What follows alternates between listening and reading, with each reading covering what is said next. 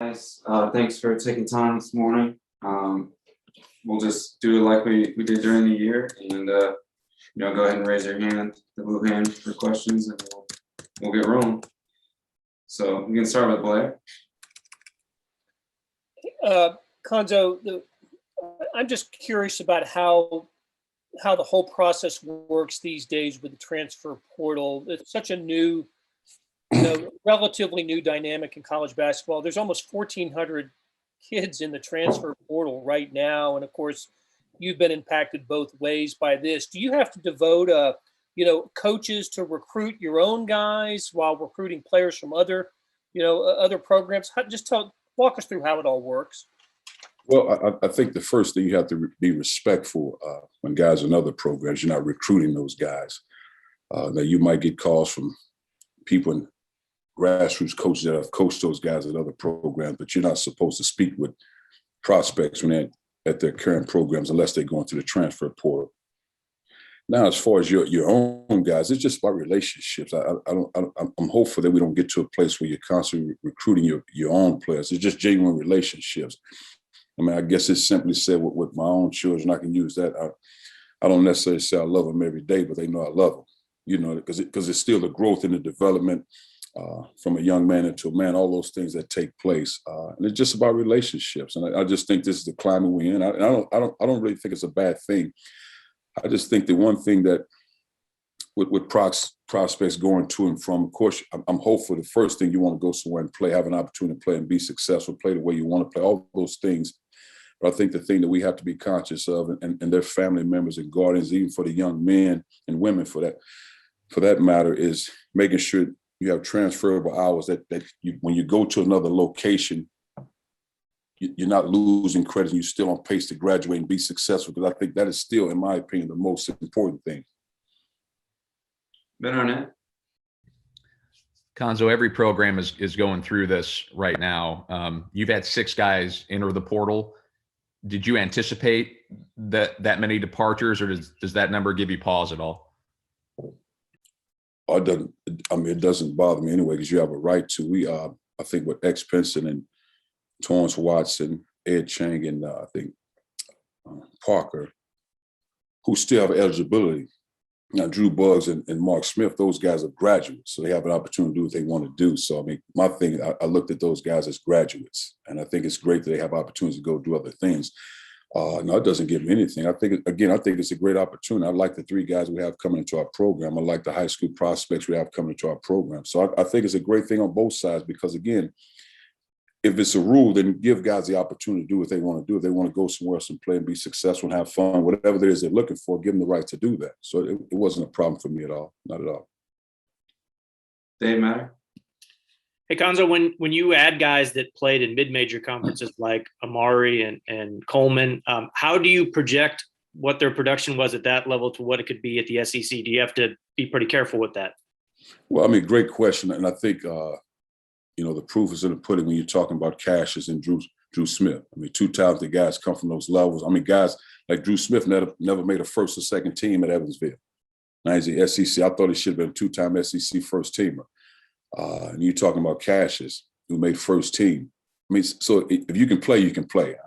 I've never been caught up in levels. And you're talking about these 3 guys coming in, one from obviously K-State, so he's been at this level. And then you're talking about Amari, who averaged 17 points a game, who gets to the rim. And you talk. And the one thing we try to do a lot of as a staff, once those guys make decisions, is spend a lot of time. We're not just talking to the prospects and their grassroots coaches, but also other programs in their leagues. And I think, like in Amari's case, and even Boogie's case, Boogie Coleman's case, they had coaches in their league call us about them like those are talented players because they can score and they do what they do. When you can score the ball, you can get to the rim, you can play. And I think you take, for example, No Ted Arkansas, who goes from Jacksonville. Now the guy comes in at a high level score because you can score, you can get to the rim. So I think all 3 of those guys will help us tremendously just in their skill package and what they bring to the table. Andrew Kaufman. Hey, Coach, in your opinion, why do you think we've seen 1,400 plus transfers, and do you think this trend is going to continue? Do you think we'll see even more for years to come? I don't think you'll see more for years to come because what happens is a one-time transfer. So you have one time to transfer to go play immediately. I think it's exciting. And again, I really don't think there's anything wrong with it. My thing for each individual player, because you have the right to do it. So that you're not breaking any laws. So you have the right to do it, one. And I just say to young men, make sure you're doing it for the right reasons. Find a place if you want to go play and play however you want to play and do that, but still work toward whether it's your degree or getting your master's, whatever it is, work toward that, because that's like we always say, there's life after basketball. And even though guys aren't in my program, I still want to see those young men be successful and live a prosperous life. But I'm not sure if it'll the numbers will be at this level moving forward. Maybe every 3 or 4 years, who knows? But I don't think so, because it's new for everybody. And I think even as coaches, you'll recruit differently. You recruit certain ways. I mean, some guys just simply recruit from the transfer portal because now you get experienced guys. Some guys will still go to high school route. And I think with the NBA, the G League, I think there's a new overtime league for high school prospects. They make up to $100,000. So there's so many different avenues. So you really have to be careful in how you recruit and take time with it. Mitch? Yeah, Cuonzo, you kind of just touched on my next question. There are teams that kind of make over their whole roster every year via the transfer portal. Is that something that you all would consider as far as an approach, or was your all's intention this offseason in kind of taking a bunch of newcomers to kind of build that new core that could hopefully be around for a few years? Well, I think our staff did a great job with the 3 guys we currently have. Now we have 2 scholarships available. Guys we've honed in on, a few guys. So we're excited about where we are now. I think for us, it just every year you recruit, there's still high school guys we're recruiting. But I think what you have to do is in recruiting a high school guy, it has to work for him. I think it really has to work for him from day one. And you always have to be honest and transparent. But if you're recruiting a high school guy, he's coming into your program as a starter because that position is available, or he's a guy that's going to give you 15, 20 plus minutes a night. If not, there's chances are you're probably losing.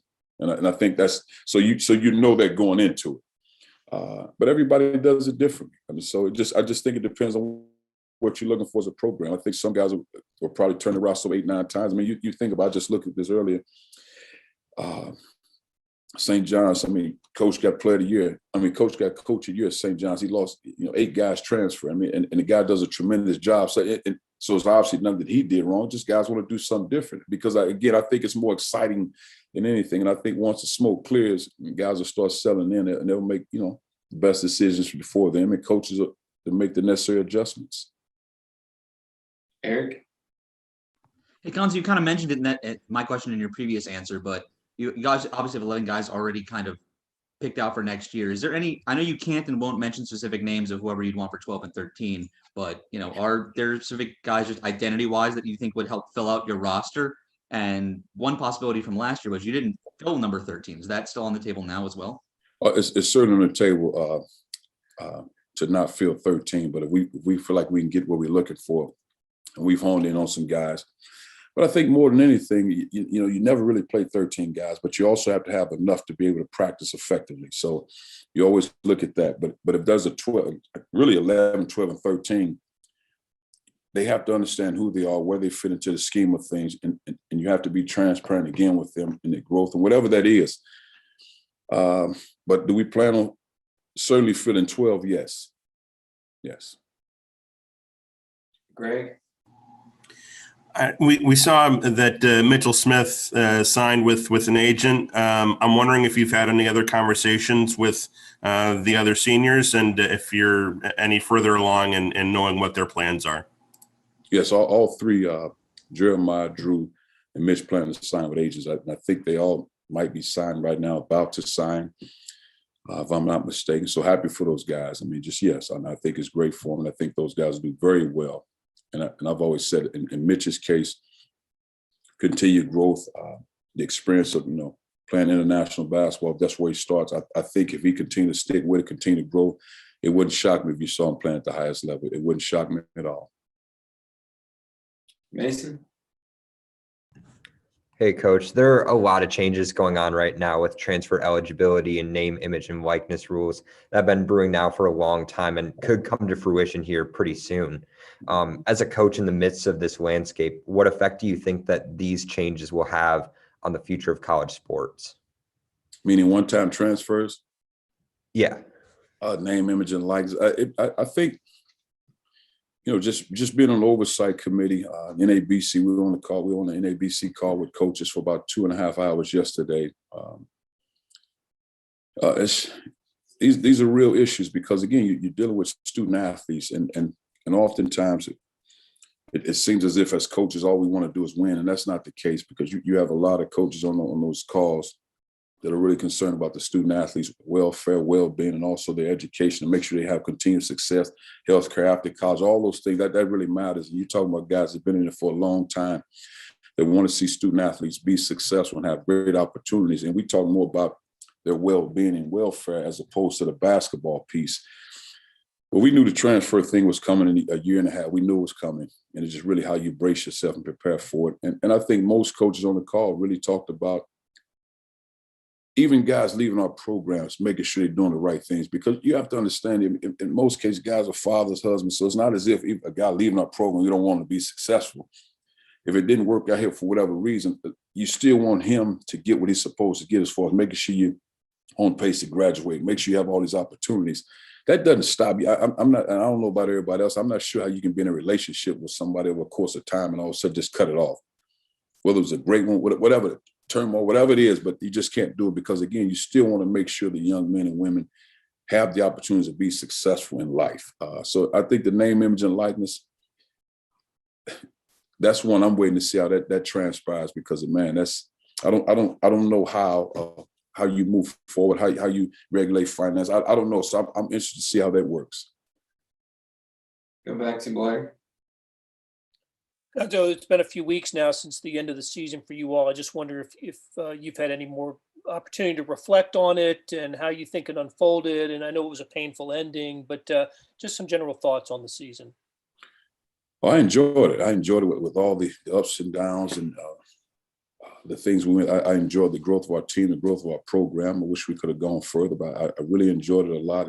I was so excited and happy to see Drew Smith make first team. Like I said, I thought he should have did it.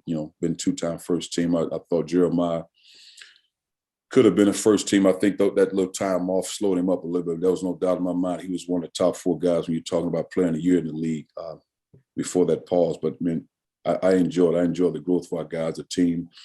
I'm excited moving forward. We have to continue to grow and get better, and I like where we are. And it wasn't really painful ending for me. Is what it was. That's a part of growth and learning and moving forward. I've seen pain. Ben Arnett. Cuonzo, as you look at potentially adding more to your roster, when you look at your roster, is there anything, generically speaking, that you're looking for, you feel like your group is missing right now you'd like to add? I would say anytime you can add scoring, if it fit what you're trying to, you always want to add that, whether it's interior or perimeter guy. But I think also interior action activity, and that's for us, it's not necessarily 4 or 5. It's just a guy that can play on the interior, a physical brand, a level of toughness, experience, all those sorts of things. But scoring, no question about it. You can always add that. And I think just interior presence. And again, we're recruiting guys, so we're ranging guys from 6'6" to 6'10". So that really doesn't matter as long as they have a skill level and level of toughness, in my opinion. Amen. Cuonzo, what does a Deshaun Gordon bring to this team, just as far as being a wing player? What does he add? Well, I think no question toughness. No question toughness. A desire to defend, a guy that can get a double-double on the perimeter. A guy who my college assistant coach coached him. So he coming from a program where he was taught the game, a level of toughness, how to compete, all those things. And he got all that tough stuff out of high school. So you're talking about a guy that's coming in that brings the edge to your program, that's something I think we need.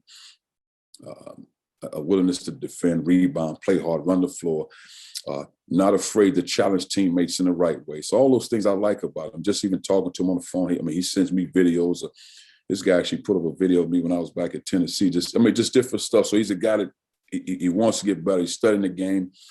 He spent a lot of time here watching Josh Richardson, the guy who I coach. So he's that type of guy because he want to be good. He's a guy that's spending 2 or 3 times in the gym. And Coach Weber really enjoyed him. He loved him. He cared about him. And like again, his transition, like Coach, because spent a lot of time talking to Coach Weber. And one thing he said, make sure you get with the right people and the right coach. And I think that says something about Coach Weber in itself. Mitch? Cuonzo, you'll be going from one of the most experienced teams in the country to a pretty much a completely new look team. I guess what are the challenges that come along with that, and what do you kind of do during the offseason to kind of get guys to gel? I love it. I love the challenge of it, man. Just because, again, it's just I've always enjoyed the practice. Even June and July, so that's like, you know, Christmas to me, so to speak. You have guys on campus weightlifting, working together, having fun. But you're talking experienced guys with your transfers. These are three guys that are battle tested, that played in games, scored the ball. So you're talking about when those three transfers come in, that's experience. And if we can add one or two more to that, with our current guys already in the roster, and I think it's been very beneficial for Sean Gordon, who at that age, I mean, is one of the best athletes I've been around. I mean, even when I played, I mean, just 6'5", run, jump, explosive. So I think it was great for him to be here. Javon's experienced as any wing guy in the conference. Kobe Brown continue to grow in this game. I think Jordan will continue to grow and get better. So I like the four core that we have here now. And then, you know, those high school guys coming in, they played well. They had success. Yaya's doing great with his rehab. I'm really looking forward to June. I think we're excited as a staff to get here in June. I think, you know, we add one or two other pieces. I really like where we are. Eric? Cuonzo, just from a recruiting perspective, is there certain criteria that differs when you look at a prep AAU guy compared to a guy you're trying to get out of the portal?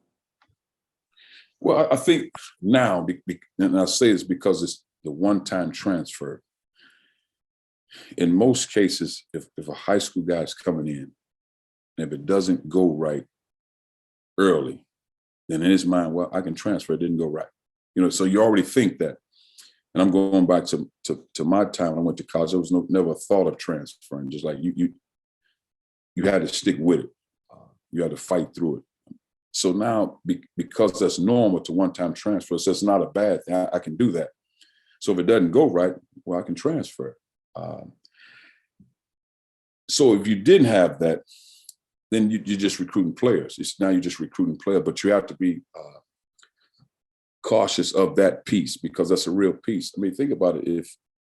So I think the other thing that we have to decide at the NABC or the NCAA is like, when do you have the deadline? Initially, it was talked about, you know, May 1st, but because of COVID and everything that's going on, you might move it back to June or July, where that's not a set date. Well, if you move it back to July, all of a sudden you get all your guys here in June, you're working out, and all of a sudden, oh man, that workout was tougher than I thought. Man, I'm thinking about transferring. Well, you can transfer before July hits. You know, so you have those issues right now. So I think those things need to be addressed to have that cutoff date. So, you know, just as young men and women can have the transition, just like coaches, we know our roster is set once January the 1st hit, or once this date hit, our roster is set. And I think that's important. Joel? Hey, Cuonzo, I know you haven't seen all these new guys together, but just kind of in your head, based on what you know about your personnel, do you have any projections for maybe a starting lineup, or at least the roles of these new guys coming in? I don't. I'm excited to see them. Well, with the transfers, I think all those guys have the ability to score. They've proven that. So that part is good. They can make individual plays. They can get to the rim. I think that's important, having the ability to get to the rim. I think we'll continue to push the pace in what we do. So that part was great in growth of our team this past season. I think the high school guys, I mean, I think Trevor Brazile and Sean Gordon will be as two good athletes as you'll see in this conference, as far as, you know, 6'8", 6'5" guys running and jumping. Anton Brookshire, who really improved his ability to score the ball, got better and better every year. So just, you know, Caleb Brown, who's a guy, you know, some might describe as, you know, like Draymond Green, as a young Draymond Green, a guy can facilitate, make plays, do all that with good size at the point guard position, the combo position. He's one of those guys you have all over the place because he's that skilled and that intelligent. And then Yaya's as physical as any when you're talking about interior guys. So again, it's hard to say a lineup, because again, I've seen this where you think a guy's ready, he's not. You think a guy that will be one of your better players, that doesn't transpire as quickly. So I'm just excited more than anything to get back on the floor, to get started. Dave Matter? Cuonzo, does this group have enough 3-point shooting right now? I mean, where do you look to for that? I know you don't have to be on the floor yet, but who can help you in that area? Well, I think like Coleman can shoot the ball. I think if you say guys right now that shooting a lot, I think Coleman's a guy that can make shots. And I also think Anton, those are guys that you would say, okay, those guys shoot threes. Now, the other guys continue to improve at 3-point. Like Javon didn't shoot a bad 3-point percentage, even though that's not who Javon is. I thought his numbers were really good this year. His growth in his numbers, even free throw, field goal, and all that. So I think that's the area we'll continue to work on and get better. So I think those are the two guys right now. You say, okay, they shoot threes. That's what they do. Now, other guys can have to continue to improve and work on that game. We got to get Kobe Brown's 3-point percentage up. And I think he will. He'll put the work and the time into it. Karen? Hi, Coach. How you doing? Good. Hey, what about the kid that is the one that you want to develop, maybe a redshirt freshman or something? How does it change the planning when, you know, you want depth, you can't make everybody a starter? He gets impatient, and so he wants to transfer. So does that change a coach's way of developing that depth? And, you know, guys who would have maybe worn a red shirt, so you would have depth for the future. Do you have to plan differently now? Oh, that's a good question. You know, my college coach, he'd always try to redshirt 1 or 2 guys, just the experience of it. You know, that's something that we talk about as a staff with maybe 1 or 2 guys. Because you always want to have that conversation when you see stuff. And normally we try to have that June and July because you've had a chance to see them. You know, because sometimes you project that for guys when they're in high school and they come in and play very well. But we'll have that talk, you know, mid-June, July. And then you sit down and talk to the young men. It's what you think. Now, they can sit there and say, no, coach, I'm good. I want to play. And that's fine, too. But I think as a coach, at least for me, you owe it to them to at least talk about it. But no, that's a real issue, yes. Greg? Coach, the other big change coming and maybe a return to normalcy is the idea of in-person recruiting.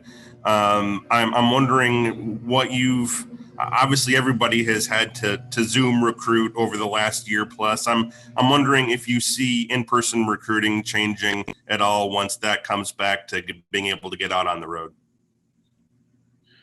I don't think so, because that is what it is. I mean, the locations, I think the dates oftentimes may change. We might shorten it, as opposed to when I first got into into college game, it was 10 straight days, 4 or 5 off in July, then another 10 straight days. And then it's been 7 days, then it's been 4, like a Thursday, Friday, Saturday, Sunday off. So I think the days might change, but recruiting is recruiting when it's off campus. I think what COVID has taught us, we can be more efficient in our recruiting. We don't have to spend as many days out. Zoom calls has really helped with a lot of that. So you can kind of build relationships with Zoom calls before you actually get a chance to meet the young man. So that part is good. But I think, financially, being fiscally responsible, I think that'll be very important, because I think Zoom calls really help you in that. So now you're not spending as many days out. Like we have 130 days that we used to have. I'm not sure it'll be 130 days anymore, because I think we can be better than that, cut some of that down. And I think more than ever, being able to spend more time with your guys on your current campus, I think that is very important. Anything else for Coach? All right. Thank you, guys. I appreciate it. Thank you.